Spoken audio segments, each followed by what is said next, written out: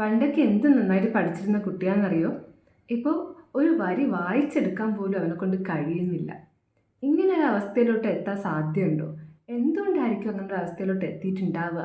നമുക്കറിയാം, നമ്മൾ സ്ട്രെസ് അനുഭവിക്കുന്ന സമയത്ത് നമ്മുടെ ബോഡിയിൽ നിന്ന് സ്ട്രെസ് ഹോർമോൺസ്, അതായത് കോർട്ടിസോളും അഡ്രിനാലിനും ഒക്കെ റിലീസ് ചെയ്യപ്പെടുന്നുണ്ട്. ഇത് റിലീസ് ചെയ്യുമ്പോൾ സ്വാഭാവികമായിട്ടും നമ്മുടെ ബോഡിയിൽ കുറച്ച് ചേഞ്ചസ് വരും. എന്തൊക്കെയാണ്? നമ്മുടെ ഹാർട്ട് ബീറ്റ് ഫാസ്റ്റ് ആവുക, മസിൽസ് ടെൻസ്ഡ് ആവുക, അങ്ങനെ ഒരു ഫൈറ്റിൻ്റെ സ്റ്റേറ്റിലോട്ട് നമ്മൾ എത്തിക്കും. അതായത് ഒരു യുദ്ധത്തിന് നമ്മൾ തയ്യാറെടുത്ത് നിൽക്കുവാണ്, ഒരു സർവൈവൽ മോഡിലോട്ട് നമ്മൾ എത്തും. അങ്ങനെ ഇരിക്കെ നമ്മൾ ക്രോണിക് സ്ട്രെസ് അനുഭവിക്കുന്ന സമയത്ത്, അതായത് കണ്ടിന്യൂസ് ആയിട്ട് നമ്മൾ സ്ട്രെസ് ഹാൻഡിൽ ചെയ്യുമ്പോഴേക്കും നമ്മൾ ആ ഒരു സർവൈവൽ മോഡിൽ സ്റ്റക്കായി പോകും.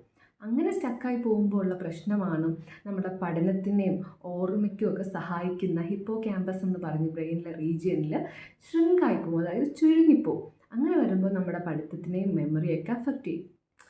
അതുമാത്രമല്ല, കണ്ടിന്യൂസ് ആയിട്ട് സ്ട്രെസ് അനുഭവിക്കുന്ന സമയത്ത് നമ്മുടെ പ്രീഫ്രോണ്ടൽ കോർട്ടക്സിനെയും അഫക്റ്റ് ചെയ്യാൻ സാധ്യതയുണ്ട്.